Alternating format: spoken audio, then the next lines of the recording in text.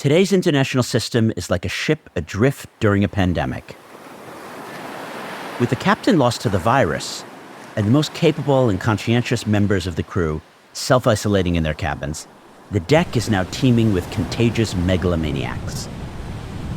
Rather than collaborate, each thinks they know how to steer the ship better than the admirals. Plato envisioned such a scenario in the Republic. He warned that true democracy would lead to populism. Contempt for experts would ensue, resulting in short-sighted and reversal-prone approaches to policy formation. He also warned that once this point was reached, it would be nearly impossible to put the genie back in the bottle. Precisely at the time when we need the most competent people in charge to navigate our world through the storms swirling around us, we seem to be ending up with more and more leaders who actively thrive on chaos.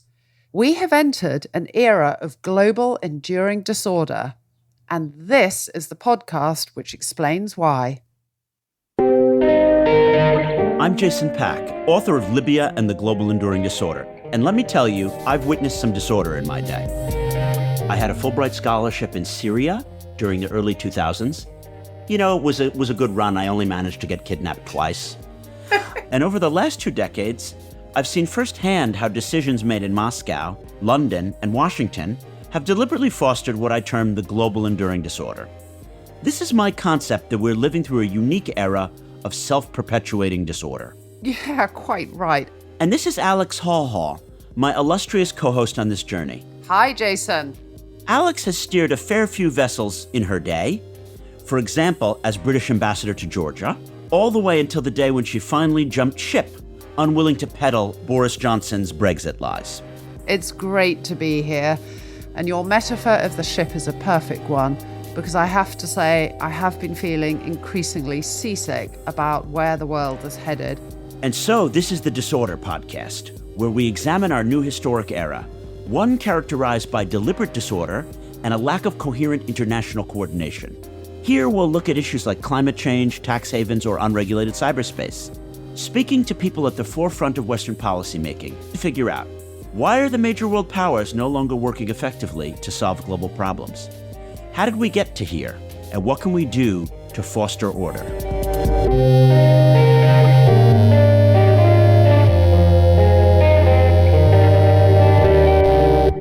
Well, here we are, Alex. It's the first episode of Disorder. Shall the podcast long endure and the global mess we find ourselves in quickly dissipate? Hear to that. Although, of course, if we succeed, we're out of a job.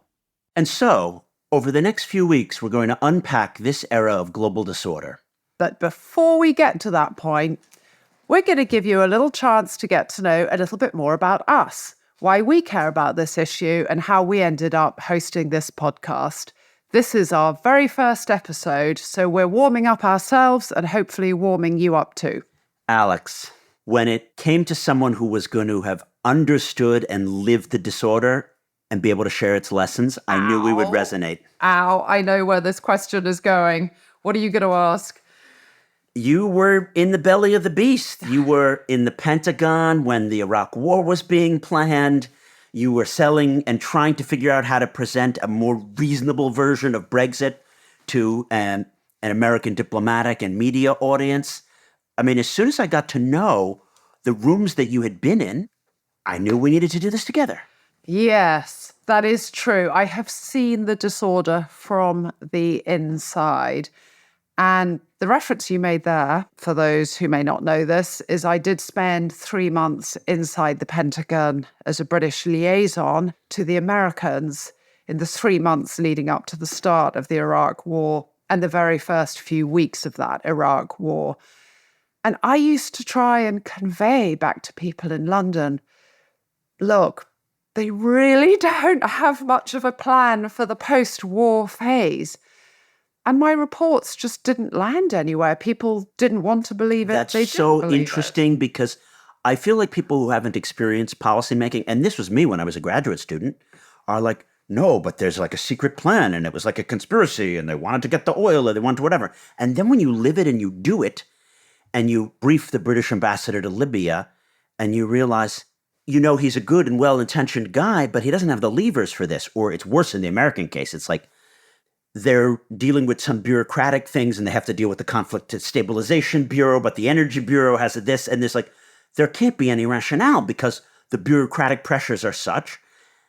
When I've lived that, I exactly want someone to share not just a cynicism, but a sense of what the potentials are. And I think there are so many well-intentioned diplomats out there who Thank you. have put in the travels, they have the social skills, but in the Anglo-American tradition, people are so afraid of your going native, they rotate you every 2 or 5 years, and in these hardship posts every year. And that's exactly where you need expertise. You need someone who's a lifelong Iraq expert, but they rotate them every year. So I'm going to set out my stall by saying I am not a believer in conspiracies. I'm generally a believer in the cock-up theory. Often people say there is a secret cabal, it's a CIA plot, or the British were colluding with the Americans to do something. And I actually sometimes, I wish we had that power and that leverage. Of course, anyone who's actually been to Langley and actually given any of these briefings, I showed them my militia map at DIA. And DIA? the Defense Intelligence Agency, arguably more important than the CIA when it comes to a lot of these topics. And they're like, oh, we don't know all the names of the militia leaders. And I was like, oh, God, really? What about if I have a commercial product, which is a mapping of not only pieces of infrastructure, but which Libyan militias sit on them? And point blank, I was told this is way above our heads. We don't need to consume a piece of information like this. So the idea that the American intelligence community is pulling the string behind these Libyan militias is so far-fetched from an operational capability standpoint. So yes, the cock-up theory, I love it. You heard it here first. Alex Hall's cock-up theory. I'm not as critical as you are about American diplomats and American intelligence experts. As it happened, I used to have a job where I used to regularly interact with the CIA. And of course, I've met many American diplomats over my career, and I've always found them to be supremely professional. I think the difference I would say about American diplomats is sometimes they are so expert that they are almost too niche expert. We can agree to disagree. Okay, all right. And they don't see the wood for the trees. So the British tended to be more about the big picture. We actually didn't have the resources or depth to know some of the detail on the ground. In my experience, the Americans were almost too immersed in their specialist area and sometimes could have done with stepping back a little bit. But you disagree. Well, we can start with our first agreeable disagreement of the Disorder Pod, because many of my colleagues from graduate school are now in the State Department. Okay. And I don't think they find it a place where an expert thrives. The people rotate in and out of Baghdad, and the ones who go to Libya had been in Thailand beforehand. Languages are not nearly as valued as they are even in the FCDO. But what American diplomats have that is going to mean that we inhabit the same planet is there is a degree of seriousness. Definitely. I'm sorry, I can't talk with you because this isn't a prearranged meeting. And it's very important that we are just in listening mode. Like the number of meetings that I've had with like the new Libya desk officer person where they ask questions and take notes assiduously. They never say anything about what they're doing or what their policies are. I prefer my regular bog standard FCDO diplomat because you go and you have a pint. There is a casual, I wouldn't even call it the old school amateurish sense, but there is a human element. Whereas in the US system, it's so difficult to get the security clearance. And there are so many bureaucratic rules about, I can only meet with these kind of people, but we can go have a coffee here, but I shouldn't talk about these things. And then they're always accompanied. So when I go and meet with one, there's also the underlings of that one. And then, of course, they can't be casual because they're in the room with their same underlings. And have you heard of the Borg from Star Trek? Oh, cultural reference. Oh, wow. I think people are going to know about the Borg. The Borg act as a personless unit, and it can defeat humanity because they're all coordinated, but they don't understand nuance because they have no feelings or emotions.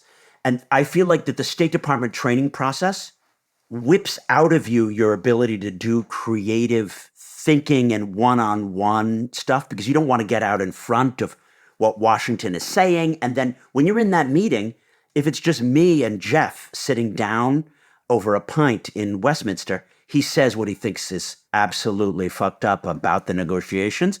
And the American one doesn't, because he's there with all his underlings and he's been pinned in. And also important to note that Brits who've traveled to places like Syria and Russia get their clearances and become diplomats. And Americans like myself, who lived in Syria and worked in Libya, never get their clearances. American diplomats are experts within the beast, and a lot of British diplomats were experts having traveled and been journalists and whatever, and then they join.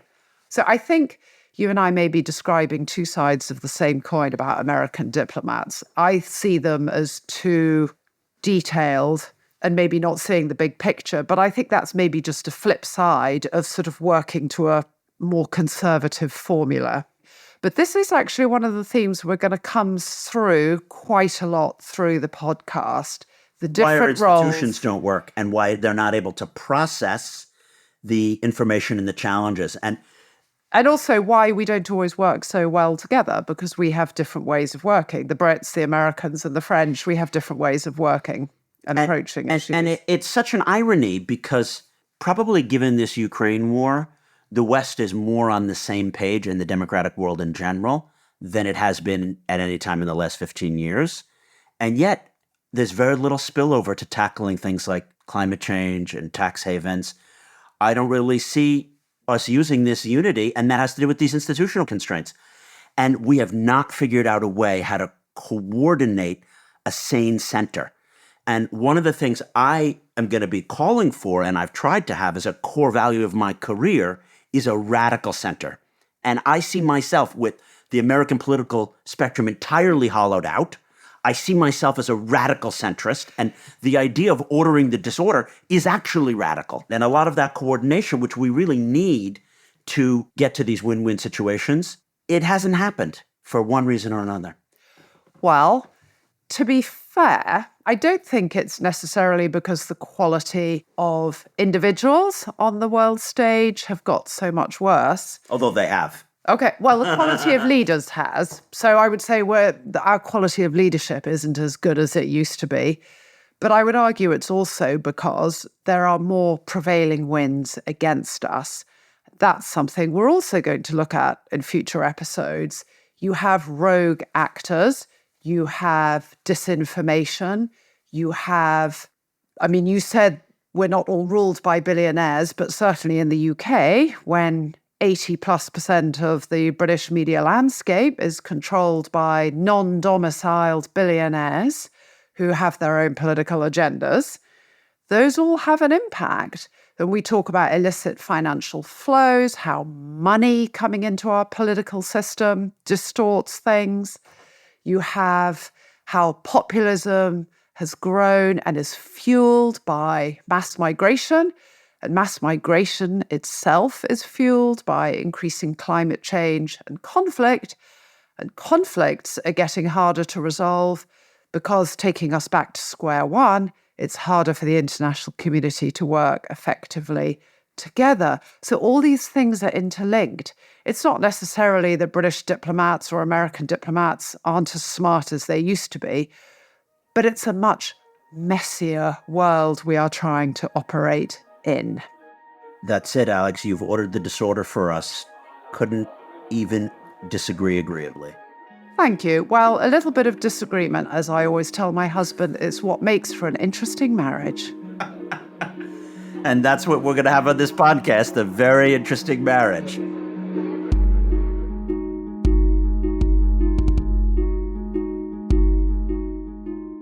Jason, when was the world actually last in good order, in your view? A stable and ordered world is no doubt an aberration. Yeah. Most of human history has been war rather than peace. And economic growth and international coordination, again, probably an aberration. From roughly 1815 to 10 or 20 years ago, you had an Anglo-American hegemon controlling commerce and the fundamental treaty infrastructure of how states dealt with each other. There were vast unfairnesses in that period, and we're not debating that on this show. This is not a question of revising imperial history, but rather to look at how we went from a more ordered world to a less ordered one. Okay, so what you're saying is that for most of the last 200 years, we had a kind of overall ordering power. It wasn't that these rogue actors didn't exist, but there was an ordering power like the British or the Americans who were providing a framework. Would you say the end of the Second World War and the creation of the new institutions like the UN and NATO were a pivotal part of that? And why is that beginning to fray now?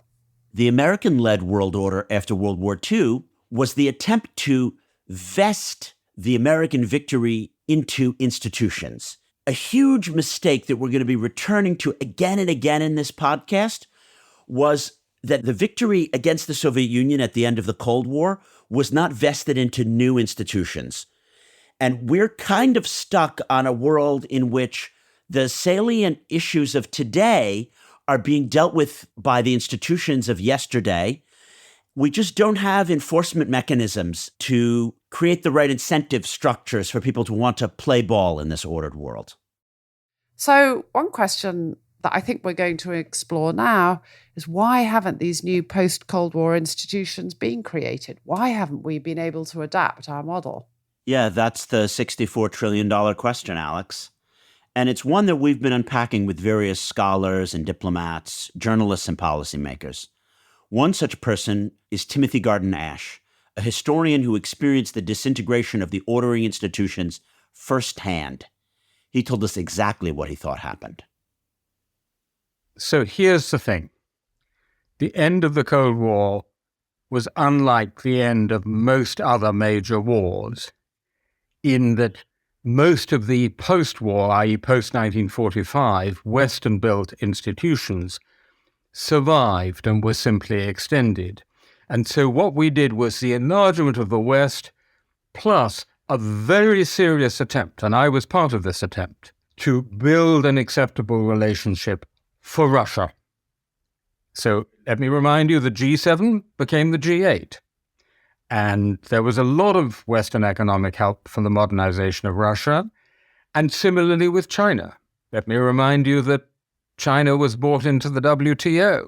I once saw in Beijing the exhibition of the history of the world in 100 objects, a famous exhibition that started at the British Museum. The Chinese added item 101. You'll never guess what it was. It was the rather cheap-looking pen with which a senior Chinese official signed China into the WTO.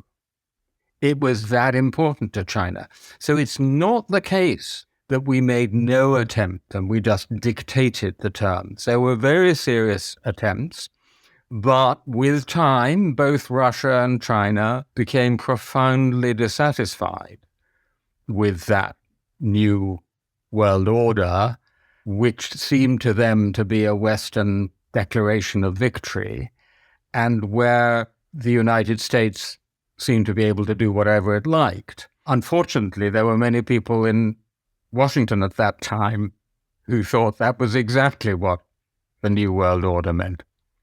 Even if there was an attempt to bring Russia and China into the fold, what was missed when those conversations and decisions were being had? I think it's really important to say that, in my view, the big mistakes were made in the early 2000s more than in the early 1990s.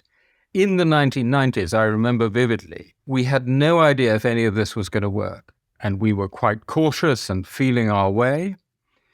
And the belief that the United States was a hyperpower, that comes in the early 2000s, and that, in my view, is when the big mistakes are made. In a sense, the mistake we gradually came to make was to regard freedom as a process rather than a struggle.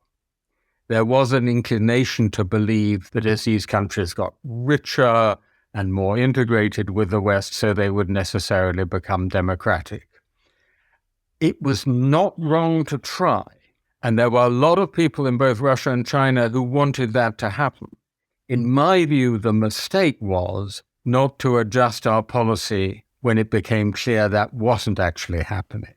We have backdoored our way into the enduring disorder out of a combination of optimism, naivete and ostrich head in the sand ism that you've described.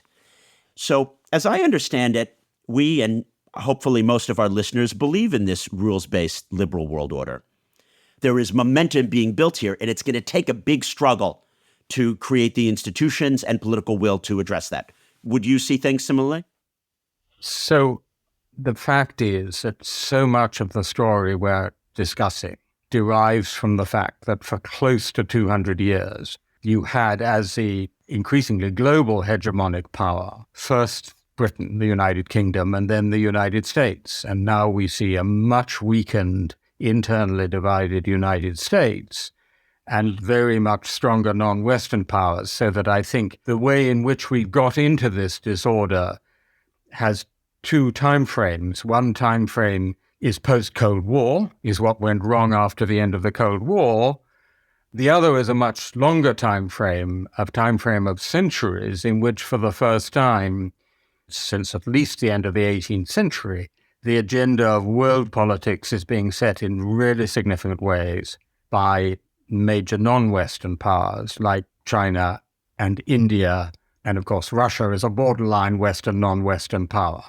So I think there are those two things which reinforce each other, and actually the adjustment to such a world is going to be an extremely difficult one, and one in which the world of the early 20th century may look much more like, namely, a world of competing, mutually antagonistic great powers. In 2005, you wrote of a conflict in the UK and a general crisis of the West. How do you see this conflict now? Can you see a way to bring the Western alliance together to order the world? And is this just about the West kind of regaining its mojo? What is it going to take? Funnily enough, one might argue that our best ally has been Vladimir Putin, because he's really pulled the West together again and given us a sense of mission, of purpose, our mojo back. And if he doesn't do it, then maybe Xi Jinping's China will. The trouble is that starting with the United States, above all, but also some European societies, are so divided. A house divided against itself cannot stand. Thinking about the renewal of our own societies, our own democracies, our own freedoms, is a really important part of this conversation. If the future of the West is to go beyond the West, then we have to be careful not to talk about the West too much in ways that feel exclusionary, and they can quite easily. And so I myself would rather talk about the constituent elements. I would rather talk about freedom and about justice and about democracy, about the core values of the West, than necessarily the geopolitical term with all its baggage.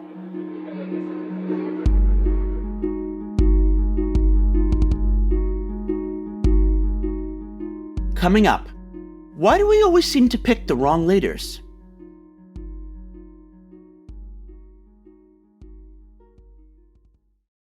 As Timothy alludes to, one of the biggest problems is that our leaders have been too slow to realise when their approach wasn't working, and that countries like China and Russia weren't going to progress neatly along the path we'd envisaged for them. But even worse than that, that they would push back and challenge our own model. In a forthcoming episode, we'll talk in more detail about how we have a new breed of leaders emerging who are not just incapable of tackling these kind of problems effectively, but actively seem to thrive on chaos and division, may even deliberately make them worse. We're calling them neopopulists. But for now, Jason, why do you think our current set of leaders are falling short? This is an issue that my old friend, originally a Madagascar and rigged elections expert, now a Twitter impresario and commentator on American and British politics, and fellow American refugee from Trump in the UK, Brian Klaas, has been wrestling with for over a decade. He's covered topics like election rigging and the evolutionary and biological appeal that authoritarians possess in his book, Corruptible: Who Gets Power and How It Changes Us. We began by discussing a concept of his called authoritarian learning, where autocrats learn from one another and repeat successful campaigns. you start to see autocratic tactics crop up in different places simply because they worked. And so what you end up having, Bolsonaro's storming of the government buildings in Brazil almost 2 years exactly after the storming of the Capitol on January 6th. I think it's hard to believe that all these things are just coincidences. They're not. I think that this is a big problem because it would have been harder for this to happen in the sort of 1930s. It simply would not have been the case that Mussolini comes up with a tactic and then a regime in Southeast Asia adopts it 2 weeks later. Whereas now it can happen very, very quickly. And it's in an environment where they're all facing sort of a similar disordered international environment, which they can exploit. Political movements have always been imitative, right? What's different is the speed because of the internet. The global environment that each country is facing is more similar because regional environments used to matter more. All of it is just happening faster, right? Yeah, let me give you one of my favorite examples of this that I think illustrates many of your concepts of disorder that I've seen in my own work, which is in Thailand. What's really interesting is that if you go to the American embassy in Thailand, it is I believe, the largest by area, or the second largest now after Iraq, in the world. And the reason for that is because it was a staunch U.S. ally in the Vietnam War. It's been a long-term U.S. ally firmly in the American camp. And since Vietnam, what you've seen is a steadily rising China, particularly since the 1990s and 2000s. So in 2014, there's a coup in Thailand.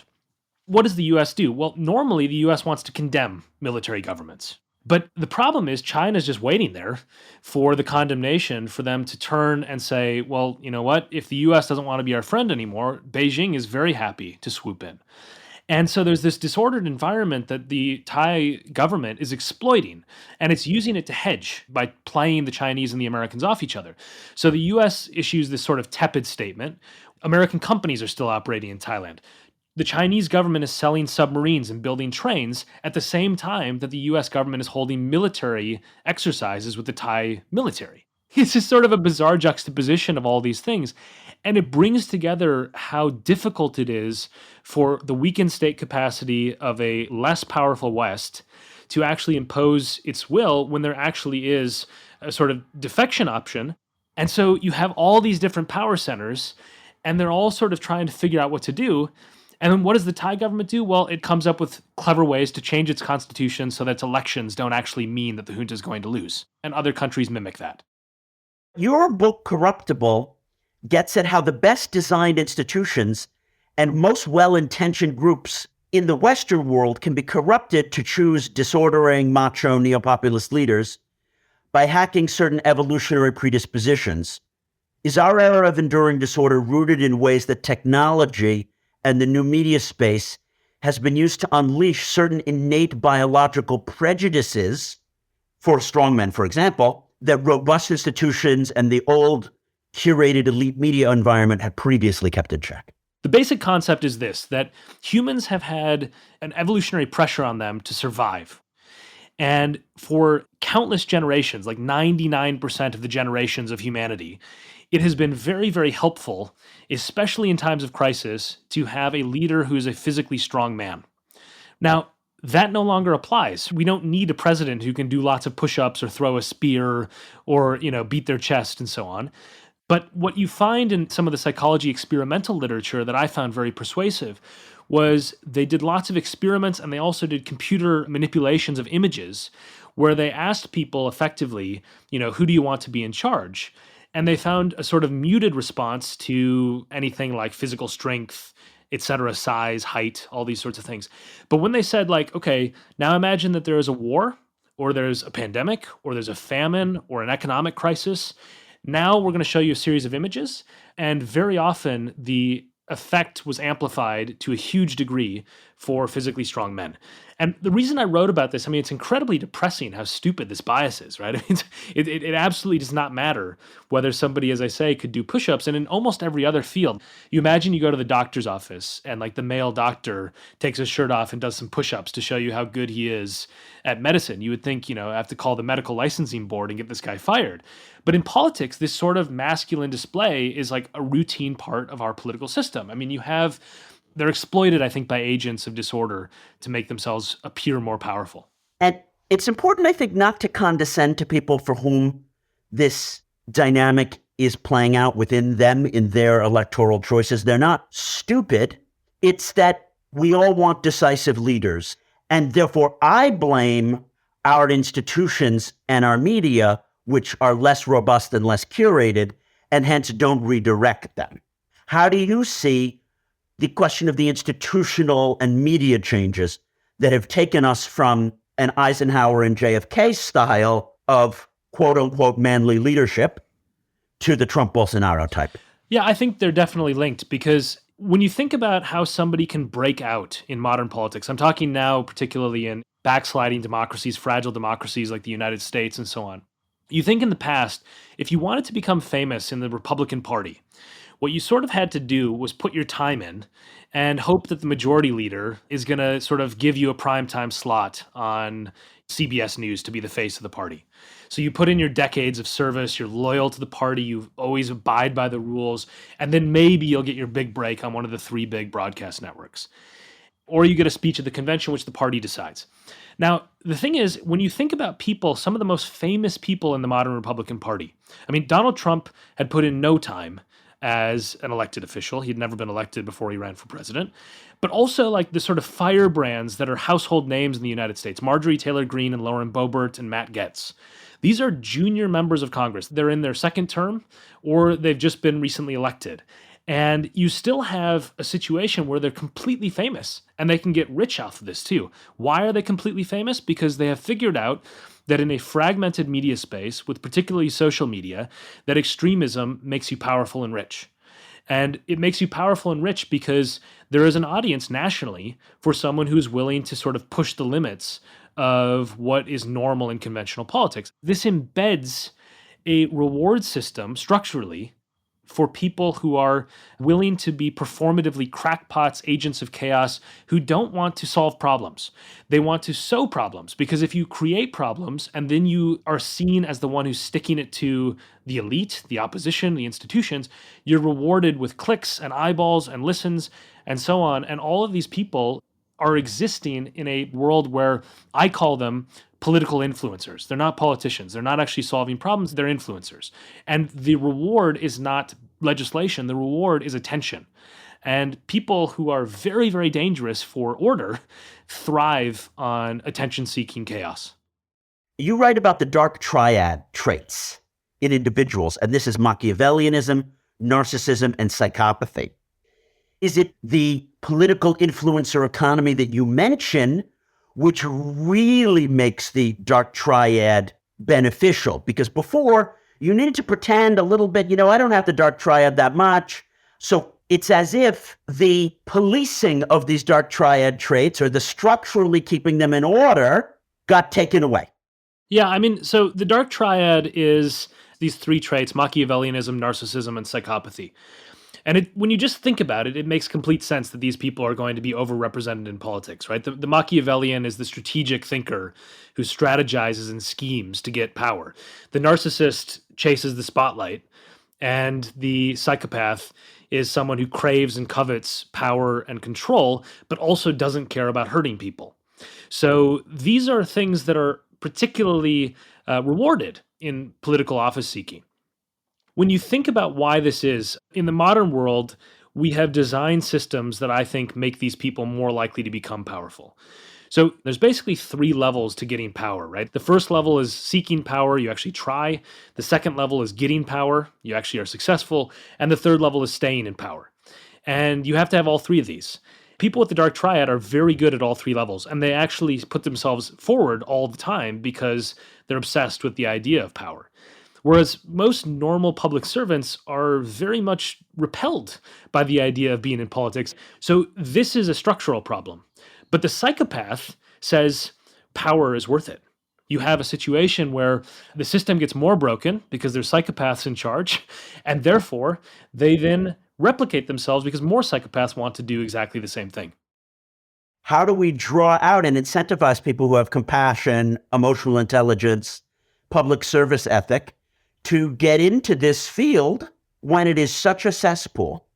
Yeah, I think there's sort of two things that I'll point to. The first is, and this is something that really surprised and depressed me when I was doing research on political systems and who ends up being a candidate and so on, is we just wait for people to say, I should be in charge. And this creates what I call self-selection bias, where someone who thinks they're sort of God's gift to man is going to end up becoming more likely to get power because they put themselves forward. So political parties need to spend a lot more money on recruitment. They need to find people who have public service-oriented credentials and also a track record of serving with integrity and seek them out much more. But I think we need to also recognize that a lot of very good but not strategic people would make excellent leaders. I met someone when I was a grad student who was unwilling to be photographed at any party because it was so clear that the ambition was to enter politics that a photo of them holding a beer bottle could be disqualifying. I mean, we don't want that kind of person in politics. We want someone who's actually had life experience and lived and so on. So I think we need to sort of make allowances at the local level that imperfect but well-intentioned people are much better than people who have sort of ensured that they've cleaned out all the skeletons in their closet so that they can enter public life. Most of our institutions are on autopilot. We haven't thought proactively about how to design better systems to get better leaders, and we need to start doing that.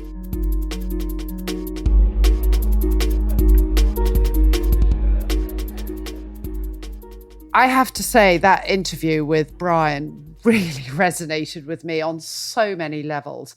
And the point he made about the sort of veneer of democracy and our reluctance to call them out for what they were is something that really leapt out for me about what he said, because I saw it. I was posted both in Georgia and in India.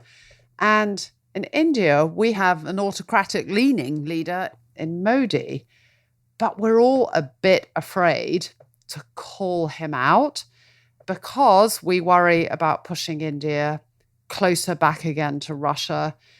And then in Georgia, we absolutely have seen it time and time again. While Ukraine is really stepping up and fighting for its democracy, right at this very moment, I would say Georgia is headed in the opposite direction. It's become more repressive. It's clamping down on civil society. It is hedging its bets between Russia and the West. And Alex, a lot of that is because of what Brian has told us, the dark triad traits. The leaders of Russia and China are narcissistic megalomaniacs. And not just in Russia, unfortunately. For sure. Globally, I mean, this is a feature of the enduring disorder. How people get to power and who chooses to seek power, it seems like it is more likely to be possessors of these dark triad traits. And normal people don't want to enter politics. I mean, there's a huge discussion here in the UK about how, given how low MP salaries are, given how you're going to be pilloried on Twitter and the media, and Absolutely. The more sane you are, the more you're going to get attacked from left and right. The last thing I would ever want to do is to run to be a congressperson or an MP. So it's the catch-22 of our modern era, that you'd have to be mad to enter politics. And if you're sane, you don't want to enter politics, but we actually need the sane people to enter politics. But the point I was going to make on Georgia, just to finish, is that when I was ambassador there, and even more now in the years that I've left, Georgia's been heading down the wrong track. But we've all kind of struggled with what's the right response. Should we really come out and criticize Georgia and risk Georgia, the current government saying, fine, we don't want all this Western boss in us, we're just going back to Russia? So we kind of pull our punches and let them get away with things that they shouldn't get away with. So I thought that was a great point from his interview.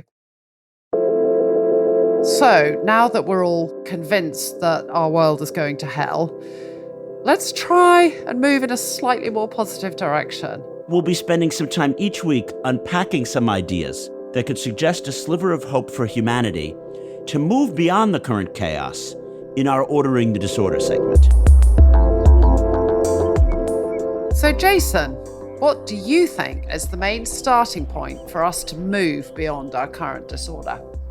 From my perspective, we need a collective will to put issues of global coordination above concerns of sovereignty or national interest. I don't think that there really is a way for America to go first, or for British politicians to put Britain first, or for Italian politicians to put Italy first. You can't have some nations winning while others are losing. And this is just flawed thinking. Collective action doesn't mean just coordinating the traditional powers, namely the US, UK, and Europe, especially on issues like cyberspace and tax havens. You can't address any of those issues without the whole world working together. We do need democracies to work better together, and we do need the sort of older traditional democracies, the ones largely in the G7, NATO, the EU, led by America, to broaden our concept of who our natural allies are and reach out, for example, to democracies in the global south. Do you think the Americans can do that? Are they willing and capable of stepping up to be the world leader, but also subordinating that within a wider community of democracies? Jason, what do you think? After the Iraq debacle, many questioned if the US had the moral legitimacy or the technical policy tools to coordinate the international arena. And I understand that rationale. I totally do. From my interactions with the US government, I would argue that American institutions circa 2023 are truly fundamentally broken. Interagency coordination is in shambles. Our State Department is not fit for purpose. Experts are rotated from one department to another. But since the Ukraine war, a train of thought has come back into vogue that the U.S. should assert global leadership. So what role can the U.S. have in ordering the world, given our actual capabilities, our actual reputational challenges, and then our profound domestic divisions? And then this issue of the willingness of the American electorate and leaders to actually lead. It's something that our guests over the rest of this podcast series will be debating, each from their own political vantage point. We'll close the show with some highlights. Kori Schake is at the forefront of this debate in the DC think tank space. We see her as a never-Trumper Republican, a true internationalist who sat on the National Security Council during George W. Bush's first term, working to set up the NATO response force. She thinks a strong United States is essential to the future of the international order. There is no substitute for American leadership in the near or medium term.